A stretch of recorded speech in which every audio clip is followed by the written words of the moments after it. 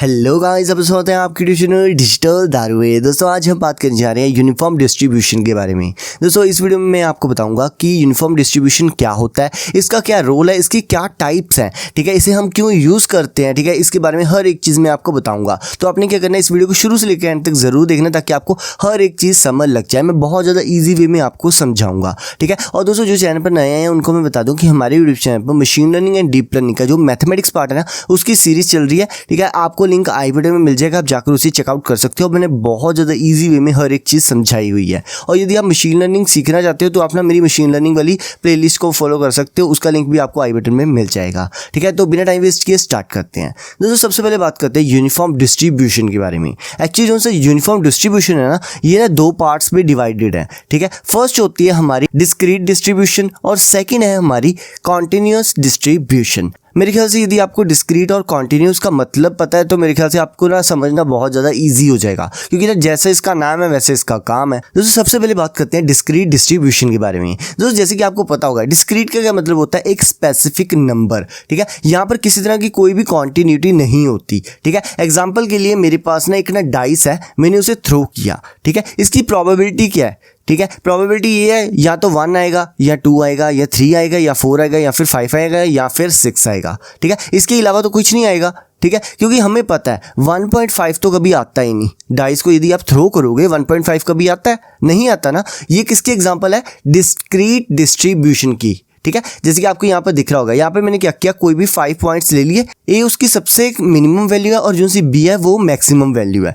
ठीक है। और बीच में हमें ना थोड़े से पॉइंट्स दिए हुए हैं, ठीक है। तो यहाँ पर आप देख सकते हो, यहाँ पर ना ये जो से आपको पॉइंट्स दिख रहे हैं ये कनेक्टेड नहीं है, क्योंकि जो सी ये वाली वैल्यूज हैं जो आपको यहाँ पर पॉइंट्स दिख रहे हैं ये एक दूसरे से डिफरेंट है, ठीक है। और इनके आने की प्रोबेबिलिटी कितनी है, 1/n। जैसे कि हमने प्रोबेबिलिटी में भी पढ़ा था कि यदि हमने चेकआउट करना हो कि 1 के आने की प्रोबेबिलिटी क्या है, तो हमें पता है 1 तो एक बार ही आ सकता है, तो 1/6, ठीक है, डाइस के केस में, ठीक है। इस तरह इस केस में क्या है, हमारे पास नंबर ऑफ आउटकम्स कितने हैं, 1 2 3 4 5, ठीक है। तो मैंने n की वैल्यू क्या लिख दी, 5, तो हमारा आंसर क्या आएगा 1/5। मतलब कि हर पॉइंट की प्रोबेबिलिटी कितनी है, 1/5, ठीक है। और दोस्तों आपने n की वैल्यू को इस तरह भी फाइंड आउट कर सकते हो। आपने क्या करना है, जो आपकी b की वैल्यू है, मैक्सिमम वैल्यू है, उसे माइनस कर देना है मिनिमम वैल्यू के साथ, उसके बाद उसमें क्या कर देना है, +1 कर देना है। जैसे कि जो सी हमारी b की वैल्यू है 5 और जो सा a है उसकी वैल्यू क्या है 1, क्योंकि वो मिनिमम वैल्यू है, ये क्या है मैक्सिमम वैल्यू। मैक्सिमम वैल्यू कौन सी हो सकती है, 5, ठीक है। तो 5 - 1 कितना हो गया, 4, और 4 + 1 कितना हो गया, 5। वो क्या आ गया, हमारी n की वैल्यू।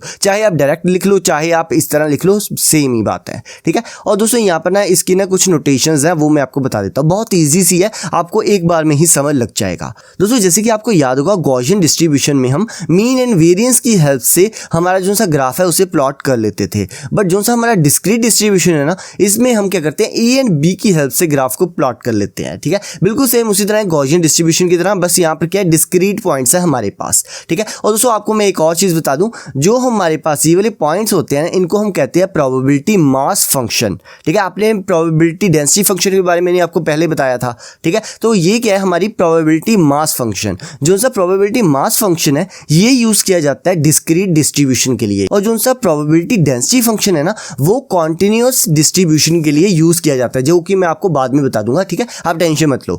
मैं बस आपको ये बताना चाहता हूं कि जहां पर भी आपको पता लगे ना कि ये प्रोबेबिलिटी मास फंक्शन की यहाँ पर हम बात कर रहे हैं, आपको ऑटोमेटिकली पता लग जाएगा कि यहाँ पर हमारे पॉइंट्स कौन से डिस्क्रीट हैं, ठीक है। मतलब कि हमारे पास डिस्ट्रीब्यूशन कौन सी है, डिस्क्रीट डिस्ट्रीब्यूशन है। इससे भी आप फाइंड आउट कर सकते हो, ठीक है। क्योंकि जो सा प्रोबेबिलिटी डेंसिटी फंक्शन है वो डिस्क्रीट में तो कभी हो ही नहीं सकता, क्योंकि जैसे कि मैंने आपको बताया कि यदि आप डाइस को थ्रो करोगे कि कभी ऐसा हो सकता है कि आपके पास 1.5 नंबर आ जाए, नहीं हो सकता ना, ठीक है। क्योंकि उसके आउटकम्स क्या है, 1 2 3 4 5 एंड 6, ठीक है। इसके अलावा कुछ आ ही नहीं सकता, ठीक है। इसीलिए ये क्या है, हमारा डिस्क्रीट डिस्ट्रीब्यूशन, और इसमें किस तरह की कोई भी डेंसिटी नहीं होती, इसलिए ये प्रोबेबिलिटी डेंसिटी फंक्शन भी नहीं है, ठीक है। ये क्या है, प्रोबेबिलिटी मास फंक्शन, ठीक है। और दोस्तों आप यहाँ पर देख सकते हो इसका PMF क्या है, 1/n, जो मैंने आपको पहले ही बता दिया है। यदि आपने इसका CDF फाइंड आउट करना हो तो आपने ये वाला फॉर्मूला इसका था, मैं आपको आगे भी दिखा दूंगा कि इसका CDF दिखने में कैसा लगता है, उसकी आप टेंशन मत लो, ठीक है। और यदि आपने मीन निकालना हो तो आपने क्या करना है, सिंपली मिनिमम वैल्यू को प्लस कर देना है मैक्सिमम वैल्यू के साथ डिवाइडेड बाय 2, और इसका मीडियन वो भी सेम है, ठीक है। और इसका कोई भी मोड नहीं होता, क्योंकि यहाँ पर क्या है, हमारी जो सी वैल्यूज है हर एक वैल्यू इक्वल प्रोबेबल है, मतलब कि यहाँ पर हर एक की जो सी प्रोबेबिलिटी है वो 1/5 1/5 1/5 1/5 एंड 1/5 है, ठीक है। तो इसकी जो सी मोड है वो कोई नहीं है, मतलब कि इसका कोई भी मोड नहीं हो सकता, क्योंकि मोड क्या होता है कि जो ज़्यादा बार रिपीट हो रहा हो, पर यहाँ पर तो हर एक चीज़ एक एक बार रिपीट हो रही है, तो इसमें हमारा मोड कुछ नहीं होगा, ठीक है। और यहाँ पर क्या है हमारा वेरिएंस, स्क्यूनेस, और उसके बाद एक्स, और यहाँ पर क्या है एक्स कुर्तोसिस। तो यदि आपको नहीं पता kurtosis, skewness, variance, modes etcetera, ठीक है, यदि आपको इसके बारे में नहीं पता तो मैं आपको हाईली रिकमेंड करता हूँ कि आप ना हमारे चैनल पर जाओ और वहाँ पर ना प्रोबेबिलिटी एंड स्टैटिस्टिक्स की एक ना सीरीज आपको दिखेगी, आपने उसे क्लिक कर लेना और उसकी वीडियोस, जितनी भी वीडियोस है ना उनको देख लेना। उससे क्या होगा, आपको ना जो ये सारी टर्म्स है ना वो इजीली समझ लग जाएगी, उसके बाद आपको कोई भी प्रॉब्लम नहीं होगी। यदि आपने मेरी पहले से आप मेरी जो सी सीरीज है उसे फॉलो कर रहे हो तो फिर तो आपके लिए ये तो बच्चों वाला काम था, ठीक है। ये वीडियो आपके लिए तो बस चुटकियों का काम है। दोस्तों अब बात करते हैं कॉन्टिन्यूअस डिस्ट्रीब्यूशन के बारे में। दोस्तों उससे पहले मैं आपको ना एक बार ना CDF दिखा देता हूँ कि कम्युलेटिव डिस्ट्रीब्यूशन फंक्शन आपको दिखने में कैसा लगेगा। दोस्तों जैसे कि आप देख सकते हो, जब आपके पास 0 पॉइंट है, मतलब कि 0 से कम तो पॉइंट हो नहीं सकते, तो हमारी जो सी लाइन है वो किस तरह होगी, इस तरह, ठीक है, क्योंकि A से पहले हमारे पास कोई भी पॉइंट नहीं था। जब हम A पर पहुंचे तो हमारे पास एक पॉइंट था, तो यहाँ पर क्या आ गया, हमारी एक डिस्क्रीट वैल्यू आ गई, ठीक है। और आप यहाँ पर देख सकते हो दूसरी discrete value, third, fourth and fifth, ठीक है। ये बिल्कुल भी स्मूथ ग्राफ नहीं है, ठीक है। ये क्या है, हमारी CDF, ठीक है। जो हमारा जो सा कॉन्टिन्यूअस डिस्ट्रीब्यूशन का CDF होता है वो अलग होता है, और जो सा डिस्क्रीट डिस्ट्रीब्यूशन का जो सा CDF होता है वो कुछ इस तरह होता है, ठीक है। दोस्तों मुझे उम्मीद आपको पता लग गया होगा कि जो सा CDF है डिस्क्रीट डिस्ट्रीब्यूशन का वो क्या होता है, कैसा होता है, मतलब दिखने में कैसा लगता है हमें, ठीक है। और आपको डिस्क्रीट डिस्ट्रीब्यूशन के बारे में भी पता लग गया होगा, ठीक है। अब आगे बात करते हैं कॉन्टिन्यूअस डिस्ट्रीब्यूशन के बारे में। दोस्तों जो सा कॉन्टिन्यूअस डिस्ट्रीब्यूशन है, जैसे कि आपको नाम से क्लियर हो रहा है, यहाँ पर ना एक तरह की कॉन्टिन्यूटी होती है। जैसे आप देख सकते हो यहाँ से हमने 0 से स्टार्ट किया, ठीक है, और जब हम 1 पर आ गए, मतलब कि A पर आ गए, ठीक है, तब हमारे पास कुछ वैल्यू आ गई, ठीक है। और यहाँ पर क्या है, हमारे पास ना एक लाइन है जो कि 2 पॉइंट्स को ज्वाइन कर रही है। ये हमें क्या बता रही है, कॉन्टिन्यूटी को बता रही है कि ये जो सा पॉइंट्स है ये कॉन्टिन्यूअस है, मतलब कि जैसे हमारे पास यहाँ पर 1 और 2 दिया हुआ है, तो इसके बीच में 1.1 भी है, 1.2 भी है, 1.3 भी है, इसी तरह ये 2 तक जा रहा है, ठीक है। ये यहाँ पर क्या है, हमारी एक कॉन्टिन्यूटी है। पिछली बार हमारे पास क्या था, यहाँ पर किसी तरह की कोई भी लाइन नहीं थी, मतलब कि वहाँ पर कोई भी कॉन्टिन्यूटी नहीं थी, बट यहाँ पर हमारे पास एक कॉन्टिन्यूटी है, प्रेजेंट है, ठीक है। तो यदि आप यहाँ पर प्रोबेबिलिटी को फाइंड आउट करना चाहते हो तो आपने क्या करना है, सिंपली क्या करना है, 1 divided by B minus A। यहाँ पर भी जो सा A है वो क्या है, मिनिमम वैल्यू, और जो सी B है वो क्या है, मैक्सिमम वैल्यू। आपने सिंपली क्या करना है, उनको माइनस कर देना है और 1 के साथ उसे डिवाइड कर देना है। आपके पास क्या आ जाएगा, प्रोबेबिलिटी डेंसिटी फंक्शन आ जाएगा, ठीक है। ये क्या है, हमारा प्रोबेबिलिटी डेंसिटी फंक्शन, ठीक है। अब मैं आपको ना वही नोटेशंस बता देता हूँ। यहाँ पर भी हम A एंड B की हेल्प से जो सा ग्राफ है उसे प्लॉट कर लेते हैं। और दोस्तों जैसे कि आप यहाँ पर देख सकते हो, ये क्या सपोर्ट करता है, x belongs to A and B, जो मैंने आपको अभी अभी बता दिया है, ठीक है। और इसका जो सा PDF है वो क्या होता है, यदि जो सा for x belongs to A and B, then इसकी वैल्यू क्या होगी, 1 divided by B minus A, otherwise इसकी वैल्यू क्या होगी, 0। जैसे आप देख सकते हो कि यदि A और B के बीच में वैल्यू लाई कर रही है तो वो क्या होगा, 1 divided by B minus A, ठीक है, नहीं तो वो क्या है, 0। जैसे कि आप देख सकते हो यहाँ पर भी 0 है और यहाँ पर भी 0 है, ठीक है। दोस्तों इसी तरह जो सा CDF है वो भी इसी तरह है, जैसे कि आप सिंपली इसे देख के भी पता कर सकते हो। जैसे कि यदि x की वैल्यू लेस देन A है तो क्या होगा, 0, ठीक है। यदि आपकी जो सी x की वैल्यू है वो बिलोंग कर रही हो A एंड B की, तब हमारे पास आंसर क्या आएगा, x minus A divided by B minus A। यदि आपकी x की वैल्यू B से ज़्यादा होगी तो क्या आंसर आएगा, 1, ठीक है। मेरे ख्याल से आपको इजीली देख के ही पता लग गया होगा। आपको याद करने की जरूरत नहीं है, आप इतनी टेंशन मत लो कि आपको ये सब कुछ याद करना पड़ेगा।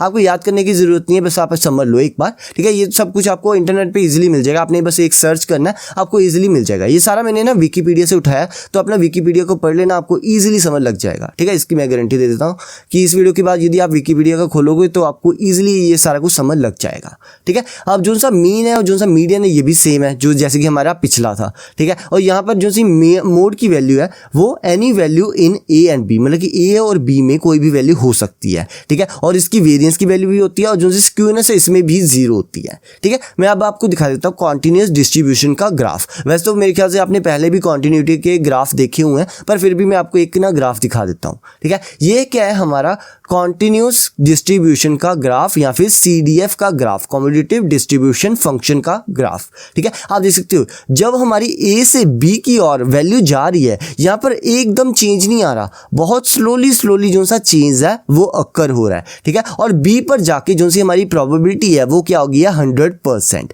ठीक है, जैसे कि आपको पता ही होगा कम्यूटेटिव डिस्ट्रीब्यूशन फंक्शन में हम प्रोबेबिलिटी देखते होते हैं लेफ्ट साइड पर। ठीक है, और नीचे साइड हमारे पास पॉइंट्स होते हैं। ठीक है, यहाँ पर हमें क्या दिख रहा है कि यदि जो सी वैल्यू है वो A पर आएगी तो हमारी जो सी प्रोबेबिलिटी है वो क्या है, 0। ठीक है, जिस तरह हम A से B की ओर जाते जाएंगे जो सी हमारी प्रोबेबिलिटी है वो भी इंक्रीज होती जाएगी। ठीक है दोस्तों मुझे उम्मीद है आपको पता लग गया होगा कि कॉन्टिन्यूस डिस्ट्रीब्यूशन क्या होता है और डिस्क्रीट और कॉन्टिन्यूस डिस्ट्रीब्यूशन में क्या डिफरेंस है। ठीक है, ये दोनों ना यूनिफॉर्म डिस्ट्रीब्यूशन के अंदर ही आते हैं। ठीक है दोस्तों यदि आपको कोई भी डाउट है तो अपना कमेंट कर देना ताकि मैं ना आपके क्वेश्चन का आंसर दे सकूं। ठीक है, और दोस्तों यदि आपको ये वाली वीडियो अच्छी लगी है तो इसे लाइक एंड शेयर करना ना भूलें। यदि चैनल पर नए हो तो सब्सक्राइब कर लेना ताकि आपको मेरी आने वाली वीडियोस के बारे में सबसे पहले पता लग जाए। ठीक है, तो दोस्तों वीडियो भी लंबी हो गई है तो आज के लिए बस इतना ही। अगली बार मिलते हैं एक न्यू टॉपिक के साथ। Till then good bye.